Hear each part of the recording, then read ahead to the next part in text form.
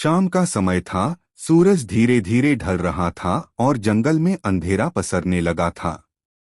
विशाल, घना और रहस्यमय जंगल अपनी गोद में कई अनसुलझे रहस्यों को छुपाए हुए था। अनिल और उसकी दोस्त मीरा ने सुना था कि इस जंगल के बीचों बीच एक पुरानी और खंडहर हो चुकी हवेली है, जहां रात में अजीबोगरीब आवाजें आती हैं। क्या तुम सच में वहां जाना चाहती हो? अनिल ने थोड़े घबराए हुए स्वर में पूछा।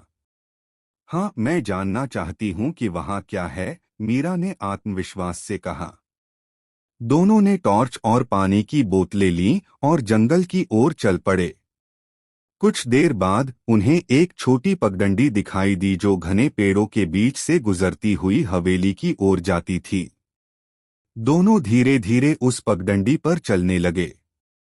जंगल की खामोशी और पक्षियों की रहस्यमय आवाजें वातावरण को और भी डरावना बना रही थीं। कुछ समय बाद उन्हें हवेली का धुंधला सा रूप दिखाई दिया। हवेली खंडहर हो चुकी थी, उसकी दीवारें टूटी फूटी और जर्जर थीं। अनिल और मीरा ने हिम्मत जुटाई और अंदर प्रवेश किया। हवेली के अंदर का दृश्य और भी भयावह था।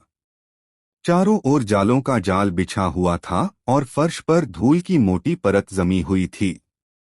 तभी अचानक एक जोर की आवाज आई, जैसे कोई भारी दरवाजा अपने आप बंद हो गया हो। अनिल और मीरा चौंक गए। ये आवाज कहाँ से आई? मीरा ने फुसफुसाते हुए पूछा। शायद ऊपर के कमरे से, अनिल ने अंदाजा लगाया।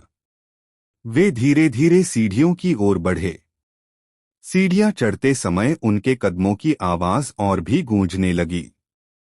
ऊपर पहुंचकर उन्होंने देखा कि एक कमरा खुला हुआ था और उसकी खिड़की तेज हवा से थपथपा रही थी।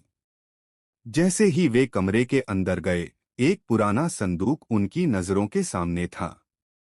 संदूक के ऊपर एक पुराने समय की चाबी रखी हुई थी। शायद इसमें कुछ राज छुपा हो, मीरा ने कहा और चाबी उठाकर संदूक का ताला खोलने लगी। ताला खुलते ही संदूक के अंदर एक पुरानी डायरी और कुछ धूल से ढकी चीजें निकलीं। मीरा ने डायरी उठाई और उसे पढ़ने लगी।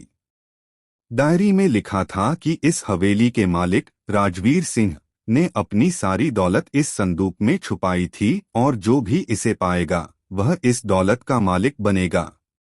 लेकिन डायरी के आखिरी पन्ने पर एक चेतावनी थी, जो भी इस दौलत को पाने की कोशिश करेगा वह कभी जिंदा नहीं बचेगा। तभी हवेली में फिर से एक जोर की आवाज गूंजी और कमरा हिलने लगा। अनिल और मीरा ने फौरन संदूक को छोड़ दिया और तेजी से बाहर की ओर भागे। वे जंगल की पगडंडी पर वापस दौड़ने लगे, उनके दिल की धड़कनें तेज हो गई थीं।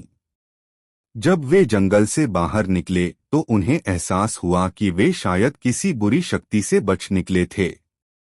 दोनों ने तय किया कि वे फिर कभी उस हवेली की ओर रुख नहीं करेंगे। हवेली के रहस्य और उसका खौफ उनके दिलों में हमेशा के लिए बस गया था और वे कभी भी उस अंधेरे जंगल की ओर लौटने की हिम्मत नहीं जुटा पाए।